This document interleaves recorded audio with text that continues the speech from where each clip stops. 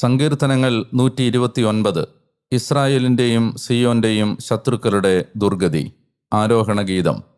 എൻ്റെ യൗവനം മുതൽ എന്നെ അവർ വല്ലാതെ എതിർത്തു. ഇസ്രായേൽ പറയട്ടെ, എൻ്റെ യൗവനം മുതൽ എന്നെ അവർ വല്ലാതെ എതിർത്തു, എന്നിട്ടും അവർ എന്നോട് വിജയിച്ചില്ല. ഉഴവുകാരൻ്റെ മുതുകിൽ ഉഴുതു, തങ്ങളുടെ ഉഴവുചാലുകൾക്ക് നീളം കൂട്ടി. കർത്താവ് നീതിമാനാണ്, ദുഷ്ടരുടെ കയറുകൾ അവിടുന്ന് പൊട്ടിച്ചു. സിയോൻ്റെ വിദ്വേഷികളെല്ലാം ലജ്ജിച്ച് പിന്തിരിയട്ടെ, അവർ പുരപ്പുറങ്ങളിലെ പുല്ലുപോലെയാകട്ടെ. പിഴുതു മാറ്റുന്നതിന് മുമ്പേ അത് ഉണങ്ങിപ്പോകുന്നു. കൊയ്യുന്നവൻ്റെ ഉള്ളം കൈയും കറ്റ കിട്ടുന്നവൻ്റെ മടിയും അത് നിറയ്ക്കുന്നില്ല.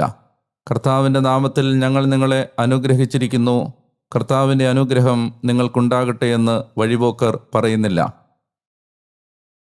പ്രിയമുള്ളവരെ, 85-ാമത്തെ ഈ ദിവസം ജോഷുവയുടെ പുസ്തകത്തിൽ നിന്ന് 12, 13, 14 അധ്യായങ്ങളും ഒപ്പം 129-ാം സങ്കീർത്തനവും നാം വായിച്ചു.